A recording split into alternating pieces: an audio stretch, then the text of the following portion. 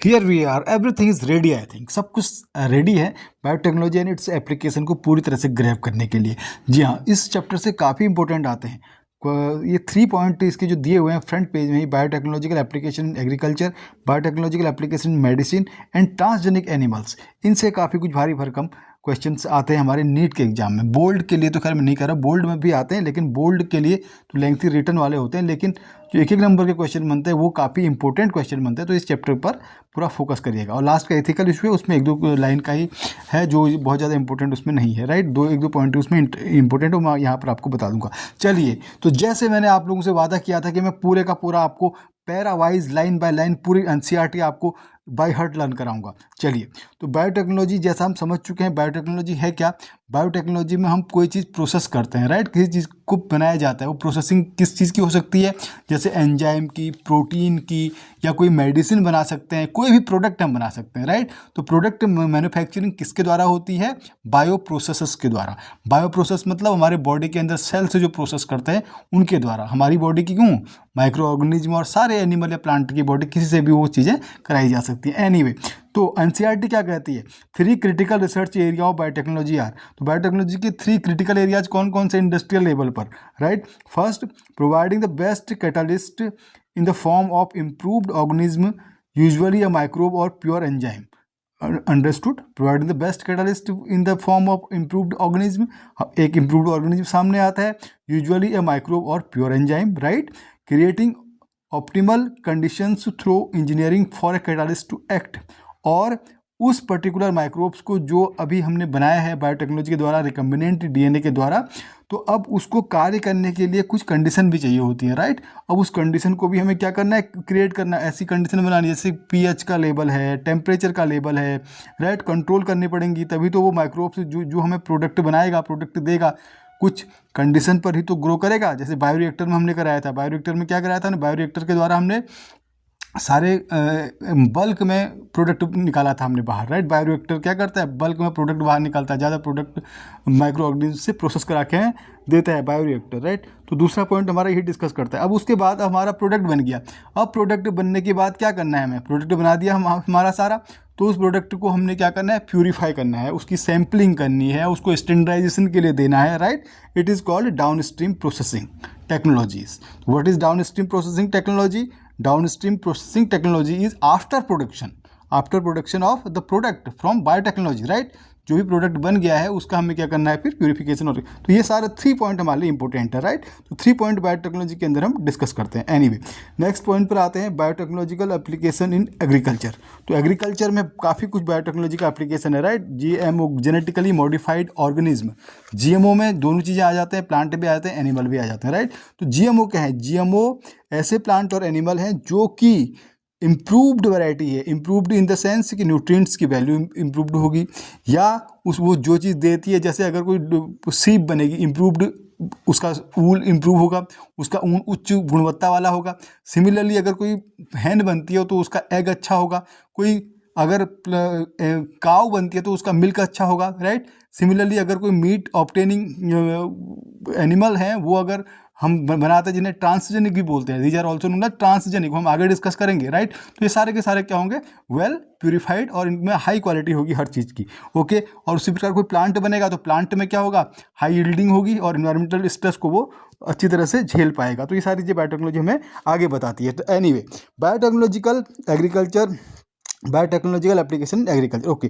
First, agrochemical based agriculture, and second, organic agriculture and genetically engineered crop based agriculture. तो हमारी जो general practice होती है agriculture की, कौन कौन सी होती है, जो एग्रोकेमिकल बेस्ड एग्रीकल्चर, जिसमें हम खाद वाद डालते हैं खेतों में, राइट, उससे हमारी वो क्रॉप बनती है। या फिर ऑर्गेनिक एग्रीकल्चर, जिसमें प्योर मैन्योर डाला जाता है। कौन सा मैन्योर, काउ डंग और ये सारा मैन्योर जो कि नेचुरल फ्रेंडली होता है, नेचर फ्रेंडली होता है, राइट। तो genetically engineered crop based agriculture, ये हमारे लिए इंपॉर्टेंट है बायोटेक्नोलॉजी के पॉइंट ऑफ व्यू से, genetically engineered crop based agriculture, right. तो यहाँ पर जो हमने हम क्रॉप उगा रहे हैं, वो क्रॉप हाईली इम्प्रूव्ड है, उसमें यील्डिंग भी अच्छी है, उसमें इन्वायरमेंटल स्ट्रेस से लड़ने की पूरी पावर है, और जो ऑर्गेनिज्म उसको नुकसान पहुंचाते हैं वो उनसे लड़ने की भी उसमें पावर है, राइट। जैसे बीटी का कॉटन इसी में पढ़ेंगे हम आगे। तो बीटी कॉटन क्या करता है, जो भी बेटर उसको वो हार्म पहुंचाते हैं, उसको ग्रो ही नहीं करने देते हैं, उसकी इन्फ्लोरेसेंस को ग्रो नहीं करते जिसमें कपास उगता है। तो बीटी का जीन हमने उसमें डाल रखा है, तो बीटी कॉटन क्या करता है, उसको किल कर देता है, राइट, उसको मार देता है। हालांकि वो कपास को कोई नुकसान नहीं पहुंचाता, लेकिन उस ऑर्गेनिज्म को मार देता है, और सिलेक्टेड मारता है, और को नहीं मारता, केवल उसी को मारता है। तो हम ये आगे पढ़ेंगे, तो ये हमारे ज़्यादा इंपॉर्टेंट है। एनीवे चलते हैं। चलिए, ग्रीन रिवॉल्यूशन जब हुई थी, तो ग्रीन रिवॉल्यूशन के टाइम में स्कैरसिटी, फूड की स्कैरसिटी को खत्म करने के लिए ग्रीन रिवॉल्यूशन लाया गया था, राइट। तो ग्रीन रिवॉल्यूशन के द्वारा क्या हुआ था, ग्रीन रिवॉल्यूशन के द्वारा improved variety of food, right, crop varieties improvement हो गई थी, राइट। तो ये क्या, agrochemical often it was too expensive, but क्या था, ये बहुत एक्सपेंसिव था। तो हमने क्या क्या करना था, हमें इसके एक्सपेंशन को कम करना है, ठीक है। Increases in yield with existing varieties are not possible using conventional breeding. और जो भी हमारी यील्ड हो रही है, राइट, उसमें कन्वेंशियल ब्रीडिंग के द्वारा वो पॉसिबल नहीं था। तो ये एक दो पॉइंट थे जिसके कारण हमें ग्रीन रिवॉल्यूशन को ओवरकम करना था, इससे कोई अच्छी मेथोडोलॉजी लेके आनी थी, राइट। तो काफ़ी कुछ उस समय तो काफ़ी एफर्ट डाला गया ग्रीन रिवॉल्यूशन के टाइम में, काफ़ी एफर्ट के द्वारा हमारे फूड स्कैरसिटी को दूर किया गया। यानी कि भारत में खाद्य की सुरक्षा, खाद्य को सुरक्षित कर रखने के लिए, लोगों के लिए भोजन की पर्याप्त व्यवस्था करने के लिए, अधिक से अधिक क्रॉप उगाने के लिए बहुत कदम उठाए गए थे ग्रीन रिवॉल्यूशन में, राइट। स्वामीनाथन के द्वारा ये स्टार्ट किया गया था। लेकिन उस ग्रीन रिवॉल्यूशन से आगे भी हमें जाना था, क्योंकि जनरेशन आगे बढ़ रही थी। तो तब बायोटेक्नोलॉजी ने अपना रोल प्ले किया, और आज की डेट में जो भी क्रॉप की वैरायटीज इंप्रूव्ड हैं, जो कुछ हमें मिल रहा है, वो सारा बायोटेक्नोलॉजी की वजह से ही हो पा रहा है। Understood, okay. And traditional breeding techniques fail to keep pace with demand and to provide sufficient fast and deficient system for crop improvement. समझ में आ रहा होगा, okay. Another technology called tissue culture. अब आ गया हमारा बायोटेक्नोलॉजी का टिश्यू कल्चर। तो टिश्यू कल्चर में हम क्या करते हैं, इसको अच्छी तरह से समझना है। Tissue culture got developed. What does tissue culture mean? It was learned by scientist during 1950s that whole plant could be regenerated from explant. ये इंपॉर्टेंट है, right. Whole plant can be regenerated from explant. Explant कहते हैं ऐसा tissue जिसमें grow करने की क्षमता है। जैसे किसी फ्लावर का टिप है, किसी प्लांट का टिप है, वहाँ पर एक्सप्लांट होता है। एक्सप्लांट मीन्स वहाँ पर ग्रोथ हो रही है, तो उन कोशिकाओं में ग्रोथ करने की, डिवीजन करने की पावर है। जिन कोशिकाओं में डिवीजन करने की पावर होती है, डिवाइड करने की पावर होती है, उन्हें हम कहते हैं एक्सप्लांट टिश्यू। तो वहाँ से हम उस टिश्यू को निकाल देते हैं। उस टिश्यू को निकाल करके उससे हम पूरा प्लांट बना सकते हैं। तो अगर प्लांट के और पार्ट में कहीं डैमेज हो गया, प्लांट का और पार्ट कहीं डिजीज्ड हो गया, लेकिन वो टिप या ग्रोइंग पार्ट डिजीज नहीं होगा, तो हम इससे नया प्लांट बना सकते हैं। और सिमिलरली जहाँ जो ब्रीड नहीं कर पा रहे हैं उनको बचा सकते हैं, उनकी आगे जनरेशन बढ़ा सकते हैं। तो ये बड़ा फायदे का चीज़ हमारे लिए हो गया टिश्यू कल्चर, राइट। तो इट इज़ कॉल्ड एक्सप्लांट। चलिए, समझ में आ गया होगा, राइट। और ये पावर, कौन सी पावर, कि उस प्लांट की या उस एनिमल की भी, एनिमल में भी होता है जिससे हम एक्सप्लांट बनाते हैं, जिससे हम टिश्यू कल्चर करते हैं। एनिमल का भी टिश्यू कल्चर कर सकते हैं, प्लांट का भी टिश्यू कल्चर कर सकते हैं। जैसे एनिमल का एम्ब्रियो, ठीक है, एम्ब्रियो के टाइम में उन सेल्स में डिवीजन की बहुत पावर होती है, राइट। तो उस सेल्स को निकाल करके अलग से उसका डेवलपमेंट करा सकते हैं, उसको वेट्रो यानी कि लैब में भी तैयार करा सकते हैं यहीं पर, ओके। तो इस पावर को कहते हैं टोटिपोटेंसी। सेल की वो पावर जिससे सेल डिवाइड कर सकती है, जिससे सेल डिवाइड करके ग्रोथ कर सकती है और अपनी जैसा दूसरा प्लांट या दूसरा एनिमल बना सकती है, केवल एक ही सेल, राइट। एक सेल भी अगर हम लेंगे प्लांट्स, तो एक सेल ही पूरे का पूरा प्लांट बना देगा, वो एक सेल ही पूरे के पूरा एनिमल बना देगा, राइट। तो इसे हम बोलते हैं totipotent cell. These are called totipotent cell. वो अपना स्वयं का पूरा बना पा रहा है, इट इज कॉल्ड टोटिपोटेंसी। और ये पावर क्या कहलाती है, हमारी टोटिपोटेंसी। तो ये पॉइंट हमें ध्यान में रखना है, ओके। चलिए आगे चलते हैं जी, ठीक है। चलिए, अब हमने क्या किया, टोटिपोटेंसी को यूज किया, right. This method of producing thousand of plant through tissue culture is called micro propagation, right. तो इसके द्वारा, टिश्यू कल्चर के द्वारा थाउजेंड ऑफ प्लांट बनाना क्या कहलाता है, माइक्रो प्रोपेगेशन कहलाता है। Each of these plants will be genetically somaclones. Somaclones means अपने जैसा ही होगा, प्लांट के जैसा ही होगा। Many important food plant like tomato, banana, apple, etc. have been produced on commercial scale using this method, right। तो tomato, बनाना, Apple, इनका generally सोमाक्लोन बनाए गए हैं। इनमें माइक्रो प्रोपेगेशन के द्वारा सोमाक्लोन बनाए गए हैं, राइट। माइक्रो प्रोपेगेशन मीन्स बहुत एक छोटी सी कोशिका को लेकर के बहुत से प्लांट बना देना, thousands, millions, billions of plant बना देना, it is called micro propagation. तो किस में किया गया है, टोमेटो में, बनाना में और एप्पल में। ये फैक्ट ध्यान रखना। चलिए, another important application of the method is the recovery of healthy plants from diseased plant. ये भी मैंने आपको बताया, डिजीज्ड प्लांट से हम हेल्थी पार्ट को अलग कर देते हैं। जैसे जो ग्रोइंग एरिया है, कोई प्लांट का एरिया ग्रो कर रहा है, प्लांट का ऊपर का टिप ग्रो कर रहा है, ठीक है, कोई एनिमल का कोई पार्ट ग्रोइंग पार्ट है, तो हम वहाँ से क्या करेंगे, कोशिकाओं को निकाल देंगे। उन कोशिकाओं को निकाल करके उससे हम नया प्लांट या नया एनिमल बना देंगे, राइट। तो उस कोशिका को जो हमने निकाल दिया है, उस कोशिका से हम उसका जो प्रोलिफरेशन कराएंगे, उसमें डिवीजन कराएंगे, तो उसे बोलते हैं meristem. It is called meristem. Apical और एक्सिलरी रीजन में होता है। एनसीईआरटी ने क्लियर लिखा हुआ है, एपिकल मीन्स ऊपर रूट टिप पर या शूट टिप पर, शूट यानी प्लांट के जो हम स्टेम होती है उसके टिप पर या रूट के टिप पर, राइट, या ऑक्सिलरी जहाँ पर लीफ निकल रही है, ब्रांच निकल रही है, उसके बिल्कुल जड़ पर, ऑक्सिलरी पार्ट पर। तो यहाँ से हम उस मेरिस्टम को निकाल सकते हैं, उन कोशिकाओं को निकाल करके हम नया प्लांट बना सकते हैं, राइट। चलिए साइंस, तो इससे क्या होता है, डिजीज पार्ट उसका कट जाएगा, राइट। उसमें वो तो डिजीज पार्ट होगा नहीं, और जगह हो सकता है, लेकिन उस पर डिजीज ना हो, उस पार्ट पर डिजीज ना हो, तो उससे नया हेल्दी प्लांट बनेगा। Okay, scientist have been isolated single cell from plant and other digesting their cell wall have been able to isolate naked protoplast. अब आज की डेट में बायोटेक्नोलॉजी के द्वारा हम क्या कर सकते हैं, सेल वॉल को डिग्रेड करके, सेल वॉल को किसी केमिकल के द्वारा डिग्रेड करके दो प्लांट या दो अलग अलग स्पीसीज का आपस में प्रोटोप्लास्ट का फ्यूजन करा सकते हैं। हमें पता है कि सेल वॉल के अंदर प्रोटोप्लास्ट होता है। प्रोटोप्लास्ट में सारे सेल ऑर्गेनेलीज हैं, न्यूक्लियस है बीच में, उसके चारों तरफ, राइट, मेम्ब्रेन भी है, इसके बाद एंडोप्लाज्मिक रेटिकुलम लगी हुई है, राइबोसोम है, गोल्जी बॉडी है, सारे और सेल ऑर्गेनेलीज हमारे सेल के अंदर होते हैं, राइट। तो अब हमें क्या करना है, बायोटेक्नोलॉजी के द्वारा सेल वॉल को डिग्रेड करके अंदर का जो प्रोटोप्लास्ट है, एक के प्रोटोप्लास्ट को दूसरे सेल के प्रोटोप्लास्ट के साथ फ्यूजन करा देना है। फ्यूजन ऑफ प्रोटोप्लास्ट, जब दो प्रोटोप्लास्ट का आपस में फ्यूजन करा के हम नई चीज़ बना देते हैं, नई जनरेशन बना देते हैं, नया प्लांट बना देते हैं, it is called somatic hybrids. इसे क्या कहते हैं, सोमेटिक हाइब्रिड कहते हैं, ठीक है। ये फैक्ट भी हमें ध्यान रखना है। While the process is called somatic hybridization, it is called somatic hybridization. Okay, समझ में आ गया होगा सोमेटिक हाइब्रिडाइजेशन क्या है, राइट।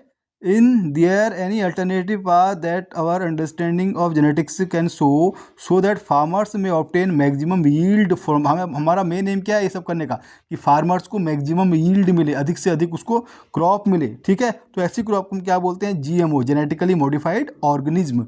ऐसी क्रॉप या ऐसे ऑर्गेनिज्म को, जो भी प्लांट होगा, एनिमल होगा, उस ऑर्गेनिज्म ही कहलाएगा वो, राइट। तो उसे क्या बोलते हैं, जीएमओ, राइट। चलिए, तो अब जीएमओ से क्या क्या इंप्रूवमेंट होता है हमारा, first made crops more tolerant to abiotic stress, बता दिया है मैंने। तो जीएमओ होगा तो सब कुछ उसमें इम्प्रूवड होगा, वो जेनेटिकली भी इम्प्रूवड होगा, वो इन्वायरमेंट स्ट्रेस भी सर्वाइव कर जाएगा, वो ज़्यादा प्रोडक्टिविटी भी देगा और कम समय में भी पैदावार हो जाएगी, राइट। ये सारी चीज़ें होंगी। Made crop more tolerant to abiotic stresses, reduced reliance on chemical pesticides, right, क्योंकि बायो कंट्रोल के द्वारा हम वो करेंगे तो पेस्टिसाइड की जरूरत ही नहीं पड़ेगी, राइट। उनको मारने के लिए पेस्टिसाइड लाने इंट्रोड्यूस कराने की आवश्यकता ही नहीं है। Helped in reduce post harvest loss, क्योंकि अगर हम फसल को काट देते हैं तो उसके बाद उसमें हार्वेस्ट लॉस हो सकता है, बाद में उसको मेंटेन करने में बड़ा टफ पड़ता है। लेकिन अगर हमारा जेनेटिकली मॉडिफाइड क्रॉप है तो आसानी के साथ हम उसको मेंटेन भी कर सकते हैं। तो ये सारे बेनिफिट्स हैं, राइट, जिनको हमें अपने माइंड में रखना है कि जीएमओ में क्या क्या बेनिफिट होंगे।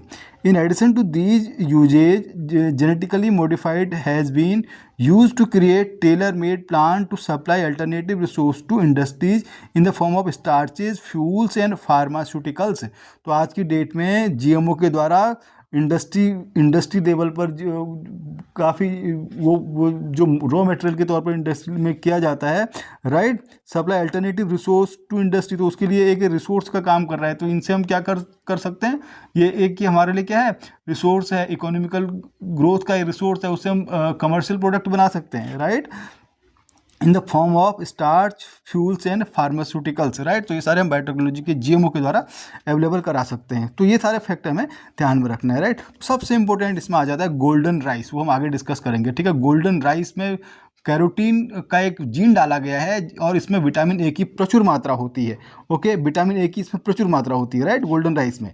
चलिए, some of the application of biotechnology in agriculture that you will study in detail are the production of pest resistance plant. Pest resistant plant हम प्रोड्यूस करते हैं, which could decrease the amount of pesticide use, right. Bt cotton सबसे important है, Bt cotton हमारा, Bt cotton का पूरा note है हमारा एनसीईआरटी में, तो थोड़ा ध्यान दीजिएगा बीटी कॉटन पर। बीटी कॉटन है क्या, बीटी का अर्थ है बेसिलस थुनिजेंसिस, बीटी कॉटन बेसिलस थुनिजेंसिस वाला कॉटन। तो ये क्या डिफरेंस होगा बेसिलस thuringiensis वाला कॉटन और प्लेन कॉटन में, सिंपल कॉटन में? इन दोनों में ये डिफरेंस है, जो सिंपल कॉटन होगा वो सिंपल कॉटन में तो कोई भी इंसेक्ट, ठीक है, आकर के उसको खा जाता है या उसको ग्रोथ ही नहीं करने देता, उसमें अगर वो इंसेक्ट लग गया तो उसकी पूरी कपास बन ही नहीं पाएगा, राइट। तो जो बीटी कॉटन होगा उसमें अच्छी कपास की पैदावार अच्छी होती है, ठीक है। तो हमने इसके अंदर बीटी यानी बेसिलस thuringiensis से एक बैक्टीरियम है, हमने इस कपास के पौधे के अंदर एक बैक्टीरियम का जीन डाला है बेसिलस thuringiensis का। वो जीन क्या करता है, वो जीन एक टॉक्सिन प्रोड्यूस करता है या एक विष जहर प्रोड्यूस करता है, जो जहर कीड़ों को मारने के काम आता है। अब समझ में आ गया होगा कि किस तरह से कपास की पैदावार हम बढ़ा सकते हैं, राइट। अब जब उसको मारने के लिए, खाने के लिए वो कीड़ा आता है तो ये उस कीड़े वो के गट में, इंटेस्टाइन में जाकर के वो उसको डाइजेस्ट कर देता है, राइट, क्योंकि उसके इंटेस्टाइन में पीएच हाई होता है। तो इस बेसिलस thuringiensis द्वारा जो टॉक्सिन प्रोड्यूस किया जाता है, उस टॉक्सिन को एक्ट करने के लिए हाई पीएच की आवश्यकता होती है। सिंपल पीएच में वो काम नहीं कर सकता, उसके लिए हाई पीएच की आवश्यकता होती है। तो वहाँ उसको हाई पीएच मिल जाता है तो वहाँ पर वो एक्टिव हो जाता है और उसके इंटेस्टाइन को ख़त्म कर देता है, जिससे वो कीड़ा मर जाता है, राइट। तो सेलेक्टिवली उसको वो ये किल करता है, राइट। ओके, डिप्टोकार्पन्स और ये सारे हमारे एनसीईआरटी की बुक में दिए हुए हैं कि कौन कौन से इनको नुकसान पहुंचाते हैं। जैसे लेपिडोप्टेरन है, right, lepidopteran tobacco budworm, army budworm, coleopteran beetle and dipteran flies, mosquito, ये सारे डिप्टोप्टेरन के आते हैं, डिप्टेरेंसी के अंदर आते हैं, राइट। कोलियोप्टेरेंसी के अंदर बीटल आते हैं और लेपिडोप्टेरन के अंदर टोबैको बर्डवार्म और आर्मी वॉर्म आते हैं। ये किसके अंदर आते हैं, लेपिडोप्टेरन के अंदर। कोलियोप्टेरन के अंदर बीटल्स आते हैं, कोलियोप्टेरन, ये सारे किसके, आर्थ्रोपोडा के अलग अलग वो क्लास ऑर्डर अगर आपने ध्यान में रखे होंगे तो ये सारे सारे आर्थ्रोपोडा के हैं, राइट। तो इन सबको मारने के लिए क्या करता है बीटी कॉटन, एक प्रकार का वो जहर प्रोड्यूस करता है, उसे एक प्रोटीन क्रिस्टल के फॉर्म में होता है, राइट। तो पहले तो इनएक्टिव होता है, अब जब कपास का पौधा होता है उस समय तो ये इनएक्टिव होता है जब तक वो इसमें इंसेक्ट ना आए। जैसे ये इंसेक्ट इसको खाने के लिए आते हैं, कौन कौन से इंसेक्ट हैं, तो ये सारे इंसेक्ट जब खाने के लिए आते हैं तो वो ये उसके इंटेस्टाइन में जा करके उसको डाइजेस्ट कर देता है। ओके, तो ये हमारा बीटी कॉटन साहब, बीटी कॉटन काफ़ी वो यहाँ पर एनसीईआरटी ने डायग्राम भी दिया हुआ है कि पूरा फूला हुआ है, देख सकते हो। और जिसमें बीटी कॉटन, जिसमें मैंने बीटी नहीं है, उस प्लेन वाला कॉटन है वो फूला हुआ, वो सिंपली मुरझा हुआ क्योंकि उस पर कोई भी वो उससे नुकसान पहुंचा जा सकता है, जबकि वो प्रॉपर वे में अपना फाइबर प्रोड्यूस नहीं कर पाएगा। चलिए नेक्स्ट पेस्ट रेसिस्टेंट प्लांट। तो नेक्स्ट बायोटेक्नोलॉजी का क्या है एडवांसमेंट, पेस्ट रेसिस्टेंस प्लांट। अब पेस्ट रेसिस्टेंस मीन्स पेस्ट से रेसिस्टेंस, पेस्ट कोई भी अगर खाने के लिए आएगा, राइट, तो उसको भी रेसिस्ट करता है। बहुत इंपॉर्टेंट है पेस्ट रेसिस्टेंस प्लांट, राइट। तो यहाँ पर हमें फोकस करने वाली बात क्या है पेस्ट में, जिससे हमें बिल्कुल याद रखना है, बाय हार्ट याद रखना है। तो इसमें आरएनए इंटरफ्रेंस के द्वारा, राइट, आरएनए इंटरफ्रेंस के द्वारा पेस्ट को रेसिस्ट किया जाता है, राइट। ऐसे हम उसके अंदर ऐसा जीन इंट्रोड्यूस करा देते हैं, वो जीन क्या करता है, उस पेस्ट के, जो पेस्ट उसको नुकसान पहुंचाने जा रहा है, पौधे को नुकसान पहुंचाने जा रहा है, उस पेस्ट के आरएनए से डीएनए बनने नहीं देता है, राइट। डीएनए से उसके मैसेंजर आरएनए को ही ब्लॉक कर देता है। जब हमें पता है प्रोटीन सिंथेसिस में जनरली क्या होता है, प्रोटीन सिंथेसिस में डीएनए से मैसेंजर आरएनए बनता है, फिर मैसेंजर आरएनए से प्रोटीन बनती है। तो आरएनए इंटरफ्रेंस क्या करता है, आरएनए इंटरफ्रेंस डीएनए से जैसे ही मैसेंजर आरएनए बनता है, उस मैसेंजर आरएनए को आगे काम नहीं करने देता है, ठीक है। किसके मैसेंजर आरएनए को, जो उस पर अटैक कर रहा है, राइट। तो उस पैथोजन के मैसेंजर आरएनए को आगे काम नहीं करने देगा, उस निमेटोड के या निमेटोड जो भी वो इंसेक्ट है या पेस्ट है, उसके मैसेंजर आरएनए को आगे काम ही नहीं करने देगा, तो प्रोटीन ही नहीं बना पाएगा। वो प्रोटीन नहीं बना पाएगा तो प्लांट हमारा सर्वाइव कर जाएगा, राइट। तो इसे बोलते हैं आरएनए इंटरफेरेंस, राइट। तो ये जनरली इसमें हमें लर्न क्या रखना है, आरएनए इंटरफेरेंस जनरली किस में यूज किया गया, ये हमारे टोबैको में किया गया, राइट। तो टोबैको को एक निमेटोड है, इसका नाम है मेलिडोगाइनी इनकॉग्निशिया, राइट। का नाम याद रखना, नेम लर्न कर लेना है इसका, मेलिडोगाइनी इनकॉग्निशिया, राइट। तो ये टोबैको की रूट को इन्फेक्ट करता है, राइट। तो हमने क्या किया, आरएनए इंटरफेरेंस स्ट्रेटजी के द्वारा इसको सेव कर दिया, राइट। तो काफ़ी इंटरेस्टिंग स्टोरी है इसकी, बड़ी इंटरेस्टिंग स्टोरी है। प्लांट की रूट एक्चुअली वाटर और मिनरल एब्जॉर्ब करती है, तो हम बायोटेक्नोलॉजी का यूज करके उस प्लांट की रूट में बैक्टीरिया को डाल देते हैं। फिर बैक्टीरिया क्या करता है, प्लांट के साथ इंटीग्रेट हो जाता है। और यह अपना एक डबल स्टैंडर्ड आरएनए बना के रखता है। उसे जनरली आरएनए सिंगल स्टैंडर्ड होता है, मैसेंजर आरएनए। जब डीएनए से प्रोटीन सिंथेसिस होती है तो मैसेंजर आरएनए बनता है, और मैसेंजर आरएनए फिर ट्रांसफर आरएनए के साथ कंबाइंड होकर के प्रोटीन बनाता है। लेकिन इस केस में जिसकी हम बात कर रहे हैं, इसमें डबल स्टैंडर्ड आरएनए बन जाता है, राइट। और डबल स्टैंडर्ड आरएनए अब जैसे निमेटोड या वो प्लांट को जो नुकसान पहुंचाने वाले जो कीड़े हैं वो आएंगे खाने के लिए प्लांट को, जनरली टोबैको, कॉटन, इनके रूट को नुकसान पहुंचाने के लिए आएंगे। तो ये डबल स्टैंडर्ड आरएनए जो है उस निमेटोड का जो भी डीएनए से मैसेंजर आरएनए बनेगा, क्योंकि अभी प्रोटीन बनाएगा निमेटोड इन्फेक्शन के लिए, तो ये क्या करेगा, उसको बनने ही नहीं देगा। डीएनए से मैसेंजर आरएनए जैसे ही बनता है तो जो इस बैक्टीरिया का जो डबल स्टैंडर्ड आरएनए वो ब्रेक होकर के छोटे छोटे स्लाइस बनते हैं इसके, तो वो उसके साथ कंबाइन हो जाता है, उसके सिंगल स्ट्रैंड के साथ। जो निमेटोड का डीएनए ने बना रखा है मैसेंजर आरएनए, उसके साथ कंबाइन हो जाता है, उसको प्रोटीन बनाने ही नहीं देता।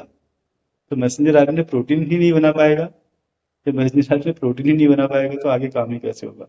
ये बड़ा इंटरेस्टिंग तरीका है।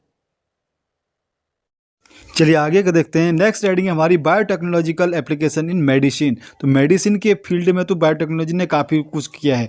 इंसुलिन, आज की डेट में जो इंसुलिन बनाया जाता है, इंसुलिन बायोटेक्नोलॉजी के द्वारा बनाया जाता है, ठीक है। तो पहले से क्या था, डायबिटीज़ अगर हो गई आदमी को तो इंसुलिन देने के लिए क्या करते थे, इंसुलिन देने के लिए मवेशियों को मारा जाता था, उनसे पेनक्रियाज निकाला जाता था, उस पेनक्रियाज से फिर इंसुलिन निकाल करके ह्यूमन यूज में लेके लाया जाता था। लेकिन ह्यूमन यूज में वो पेनक्रियाज से निकला हुआ, एनिमल के पेनक्रियाज से निकला हुआ इंसुलिन काम तो आता था, लेकिन कहीं ना कहीं उसके साइड इफेक्ट भी थे। तो इन सबको दूर करने के लिए बायोटेक्नोलॉजी ने क्या किया, biotechnology has done advancement over these deformities or these problems the man was facing from the synthesized insulin from animal cell. So the biotechnologically synthesized insulin was highly digestible by human body, right? तो accept कर दिया था human body ने उस insulin को, right. तो इससे क्या हुआ, काफ़ी इंप्रूवमेंट हुआ, राइट। तो सोसाइटी में काफ़ी इसे एक्सेप्टेंस मिल गया, राइट। तो आज की डेट में 30 recombinant therapeutics have been approved, इतने अप्रूव की जा चुकी हैं for human use, and all over the world 12 of these are presently being marketed. और 12 ऐसे मेडिसिन है जिनकी मार्केटिंग स्टार्ट हो गई है। चलिए, तो जेनेटिकली इंजीनियर्ड इंसुलिन, अगले हेडिंग हमारी इसी यही किया, और इसकी स्टोरी मैं आपको पहले ही बता चुका हूँ। एक्चुअली जो मैच्योर इंसुलिन होती है, मैच्योर इंसुलिन में ए और बी दो पॉलीपेप्टाइड की चेन होती है, राइट। प्रोटीन की चेन होती है, जनरली है क्या, इंसुलिन क्या है, प्रोटीन है, राइट। तो दो पॉलीपेप्टाइड की चेन होती है, हमें पता है कि पॉलीपेप्टाइड से मिलकर के प्रोटीन बना होता है, राइट। तो वो दोनों डाइसल्फाइड बॉन्ड से आपस में जुड़ी रहती हैं, ठीक है। अब स्टार्ट में क्या हुआ था, इस शुरुआत में जब ये सिंथेसाइज होता है, स्टार्ट में सिंथेसाइज होता है तो ये इनएक्टिव फॉर्म में सिंथेसाइज होता है, राइट। तो उसे बोलते हैं प्रो एंजाइम, और उस प्रो एंजाइम में ए और बी के अलावा एक और चैन होती है, सी चैन। तो प्रो एंजाइम में 3 के चैन के रूप में स्टार्ट होता है स्टार्टिंग में, ठीक है। लेकिन जब मैच्योर होता है इंसुलिन के रूप में, यही प्रो एंजाइम बाद में मैच्योर होता है इंसुलिन के रूप में। लेकिन जब ये इंसुलिन के रूप में मैच्योर होता है तो सी वाली चैन इसमें नहीं होती है, केवल ए और बी चैन होती है, राइट। तो अब स्टार्ट में क्या था, स्टार्ट में काफ़ी दिक्कत आ रही थी इसको प्रोसेस करने में कि उससे सी चैन को हटाया कैसे जाए। 1983 में इली लिली ने, जो कि एक अमेरिकन कंपनी है, वो डीएनए सीक्वेंस बना दिया बायोटेक्नोलॉजी के द्वारा, ठीक है, जो कम्प्लीमेंट्री था, राइट। और इसेर्सिया कोलाई में एक्सपेरिमेंट करा के उन्होंने इंसुलिन प्रोसेस कर दिया, जिसमें ए और बी चैन ही थी, केवल 2 ही चैन थी इसमें, राइट। तो अब इन्होंने एक्सपेरिमेंट किसमें किया, इसेर्सिया कोलाई में। इसेर्सिया कोलाई तो बायोटेक्नोलॉजी की जान है, राइट। अगर हम बायोटेक्नोलॉजी के बारे में पढ़ रहे हैं तो इसेर्सिया कोलाई तो हमें बाय हार्ट लर्न होना चाहिए, क्योंकि ज़्यादा एक्सपेरिमेंट इसी पर हुए हैं। ओके देन, नेक्स्ट हेडिंग है हमारी gene therapy, right. Gene therapy में एनसीईआरटी क्या कहती है, पहले एनसीईआरटी को सुन लेते हैं। If a person is born with a hereditary disease can be correctively therapy be taken for such a disease. Gene therapy is an attempt to do this. Gene therapy क्या करती है, जीन थेरेपी अगर किसी gene में कोई deformities है, माना inborn कोई बच्चा पैदा हुआ और उसके अंदर वो जीन है जिस जीन के द्वारा कोई उसको रोग पैदा होता है, राइट। तो बायोटेक्नोलॉजी का काम क्या है, उस जीन को हटाओ, उस रोग वाले जीन को हटा करके वहाँ पर करेक्ट वाला जीन डाल दो, तो जिससे क्या हो जाएगा, वो रोग वाला प्रोटीन या डिजीज वाले टॉक्सिन को प्रोड्यूस नहीं कर पाएगा, राइट, क्योंकि उसमें करेक्ट जीन चले गया है, शुरुआत में ही निदान कर दिया। के द्वारा हम उस जीन को ही हटा सकते हैं जिस जीन से वो डिजीज कॉज हो रही है, राइट। तो एम्ब्रियोनिक लेवल पर ही उस जीन को हटा करके वहाँ हम सही वाला जीन डाल देंगे। 4 ईयर ओल्ड कोई एक 4 ईयर ओल्ड गर्ल थी, तो उसको एडिनोसाइन डिमिनेज या एडीए की डिफिशियंसी हो गई थी, राइट। तो उसको डिजीज हो गई थी ADA disease, ADA deficiency. ADA का फुल फॉर्म है एडिनोसाइन डीएमिनाइज, ठीक है। तो अब ये आवश्यक है, क्यों आवश्यक है? एडिनोसिन डीएमिनेज उसमें तो था ही नहीं, वो नहीं बना पा रही थी, ये आवश्यक क्यों था? This enzyme is crucial for the immune system to function, हमारे इम्यून सिस्टम के लिए आवश्यक था, right. The disorder is caused due to the deletion of the gene for adenosine deaminase, तो उसमें एडिनोसिन डीएमिनेज वाला जीन डिलीट हो गया था। एडीए डिफिशियंसी को 2 तरीके से क्योर किया जा सकता है, राइट। पहला तरीका है बोन मैरो ट्रांसप्लांटेशन, यानी बोन मैरो में ही आरबीसी वगैरह बनते हैं, हमको पता है, राइट। तो बोन मैरो ट्रांसप्लांट यानी जहाँ से ब्लड बनेगा उसको हम ट्रांसप्लांट कर देंगे, उसमें सही वाला ब्लड बनना शुरू हो जाए। दूसरा क्या केस हो सकता है? एंजाइम रिप्लेसमेंट थेरेपी, तो उसमें एंजाइम को रिप्लेस कर दिया जाता है, एंजाइम दे दिया जाता है उसको, राइट, तो जिससे वो बच जाए। तो लेकिन ये दोनों क्या है, ये दोनों केस क्या हो रहे थे? ये दोनों केस थोड़ा क्यूबरसम हो रहे थे, राइट, क्योंकि इनको कुछ प्रॉब्लम आ रही थी, ठीक है, क्योंकि ये कंप्लीटली क्योर तो कर नहीं रहे थे। तो अब इसी का जो कंप्लीट क्योर दिया वो किसने दिया? बायोटेक्नोलॉजी ने दिया, ठीक है। तो बायोटेक्नोलॉजी ने क्या किया? बायोटेक्नोलॉजी ने एक कंप्लीमेंट्री डीएनए को इंट्रोड्यूस कराया, राइट। तो वो कंप्लीमेंट्री डीएनए क्या काम करता है? हमको पता है कि वो कंप्लीमेंट्री डीएनए अपना बॉन्ड बना लेता है उस डीएनए के साथ, जो उसी के साथ मैचिंग वाला नाइट्रोजनस बेस अगर उसमें होता है तो, राइट। तो हमने क्या किया? उसके लिम्फोसाइट को निकाल दिया, यानी कि जिसको एडी की डिजीज़ थी उसके लिम्फोसाइट को निकाल करके उसके लिम्फोसाइट में हमने कंप्लीमेंट्री डीएनए के द्वारा क्या कर दिया? बाइंडिंग करा दी, और बाद में उसको दोबारा से उसमें ट्रांसप्लांट कर दिया, यानी लिम्फोसाइट उसको दोबारा से ट्रांसफर कर दिया, ठीक है। लेकिन ये पूरी प्रोसेस क्या है? काफ़ी क्यूबरसम है और बार बार इसको करना पड़ेगा, फ्रीक्वेंटली यही काम करना पड़ेगा, तो इससे प्रॉब्लम आती है। तो इससे बेस्ट तरीका क्या है कि अर्ली चाइल्डहुड में, शुरुआत में हम उसके बोन मैरो से निकाल दें लिम्फोसाइट और वहीं पर हम उसमें ये चेंज कर दें, तो इससे वो चीज़ें परमानेंट क्योर हो जाएंगी, राइट। तो ये सारा बायोटेक्नोलॉजी के द्वारा, जीन थेरेपी के द्वारा पॉसिबल होता है, राइट। तो अब इसको अपने वर्ड में आप कन्वर्ट कर लीजिए, जैसा भी जो चीज़ पॉइंट आपको अच्छे लग रहे हैं, और इसके अलावा नीट के लेवल का मैंने इसमें आपको बता दिया जो चीज़ हमारे लिए इंपॉर्टेंट है। नेक्स्ट आते हैं मॉलिकुलर डायग्नोसिस, राइट। तो मॉलिकुलर डायग्नोसिस भी अर्ली चाइल्डहुड में डायग्नोसिस करना है, ठीक है। Conventional method of diagnosis, right, serum and urine analysis, early detection is not possible. तो अब हमें अगर किसी भी चीज़ का पहले ही डायग्नोसिस किसे कहते हैं? डायग्नोसिस एक होता है क्योर, एक होता है डायग्नोसिस। क्योर मीन्स इलाज, जो बाद में बीमारी का पता चलने के बाद उसका इलाज किया जाता है, राइट। और बीमारी से पहले ही उसका निदान किया जाता है कि बीमारी ये बीमारी है या इसको बीमारी हो सकती है इन फ्यूचर, उसे बोलते हैं डायग्नोसिस, राइट। तो डायग्नोसिस में हमारा हेल्प कौन करता है? मॉलिकुलर डायग्नोसिस में कौन हेल्प करता है? हमारा बायोटेक्नोलॉजी हेल्प करती है, राइट। तो जैसे इलीसा टेस्ट है, राइट, इलीसा का फुल फॉर्म क्या है? एंजाइम लिंक्ड इम्यून सार्बेंट एसे, राइट। तो इलीसा है तो किस पर डिपेंड? तो सीरम और यूरिन एनालिसिस से अर्ली डिटेक्शन नहीं हो पाता है डिजीज़ का, यानी कि बहुत जल्दी पता नहीं चल सकता है। पता हो तभी चलेगा जब वो डिजीज़ फैला चुकी है, उसके बाद ही पता चलेगा, यानी कि डायग्नोसिस नहीं हो पाई, उसकी डिटेक्शन नहीं हो पाया, राइट। तो जबकि हम बायोटेक्नोलॉजी के द्वारा, पीसीआर के द्वारा, राइट, या इलीसा टेस्ट के द्वारा हम क्या कर सकते हैं? उसको अर्ली डिटेक्ट कर सकते हैं, राइट। इलीसा टेस्ट में एंटीजन एंटीबॉडी को लिया जाता है, राइट। तो एक सिंगल स्टैंडर्ड डीएनए और आरएनए को हम लेते हैं प्रोब के तौर पर, राइट। उसमें एक प्रोब लगा होता है, प्रोब मीन्स जो डिटेक्ट कर लेता है। अब हम क्या करेंगे? उस सिंगल स्टैंडर्ड डीएनए या आरएनए को अलग अलग प्रकार की कॉलोनीज में लेकर के जाएंगे, यानी कि जिन कॉलोनीज में हमें डिटेक्ट करना है, तो जिसमें वो म्यूटेड जीन होगा, यानी कि जो अल्टर्ड जीन होगा या जो डिजीज़ पैदा कर सकता है वो वाला जीन होगा, वो हमारे रेडियोग्राफी में नहीं आएगा, बाकी सारी की सारी कॉलोनीज आ जाएंगी। तो इससे हम डिटेक्ट कर सकते हैं, अर्ली डिटेक्ट कर सकते हैं। तो की तरफ हम बढ़ रहे हैं, ट्रांसजेनिक एनिमल्स, राइट। तो ट्रांसजेनिक एनिमल क्या होते हैं? ट्रांसजेनिक एनिमल ऐसे एनिमल जो कि animals that have had their DNA manipulated to possess and express an extra foreign gene are known as transgenic animals, यानी कि जो रिकम्बिनेंट डीएनए टेक्नोलॉजी के द्वारा एनिमल बनाए गए हैं या वो क्या कहलाएंगे? हमारे ट्रांसजेनिक एनिमल। क्या बेनिफिट है? What is the benefit of being a transgenic animal? The benefit is if it is a sheep it will give a good yield of wool, if it is a hen, it will give a good egg which have good nutrient values, right? If it is a cow, she will give much milk, right? तो क्या हो रहा है, improved varieties। Transgenic का मतलब improved variety है। तो question ये उठता है कि क्यों आवश्यकता पड़ी ट्रांसजेनिक को लाने की, राइट? जनरली तो हम समझ ही गए हैं, लेकिन इसको एक थ्योरेटिक वे में समझ लेते हैं। जो हमारी एनसीईआरटी कहती है कि नॉर्मल फिजियोलॉजी एंड डेवलपमेंट हमें स्टडी करना था, राइट? उसको स्टडी करने के लिए कि क्या क्या चीज़ें होती हैं, राइट? तो इससे हमें ट्रांसजेनिक करने के बाद क्या होती है, पहले क्या होती है, राइट? ये सारे हमें पता चल जाता है। Transgenic animals can be specifically design to allow the study of how genes are regulated, right? तो जीन के रेगुलेशन को स्टडी करने के लिए। Next, study of disease. अगर कोई डिजीज है किसी एनिमल में, राइट, या किसी ऑर्गेनिज्म में, तो उसकी स्टडी करने के लिए हम ट्रांसजेनिक एनिमल्स का यूज करते हैं, राइट? क्योंकि ट्रांसजेनिक एनिमल हमारे कंट्रोल में रहेंगे, जो क्योंकि हमने उसमें कंट्रोल जीन डाले हुए हैं। Many transgenic animals are design to increase our understanding of how genes contribute to the development of a disease. क्योंकि डिजीज जब डेवलपमेंट होती है, बड़ी कॉम्प्लेक्स स्टेज होती है वो डेवलपमेंट की, तो उसको स्टडी करने के लिए हम ट्रांसजेनिक ऑर्गेनिज्म का यूज करते हैं।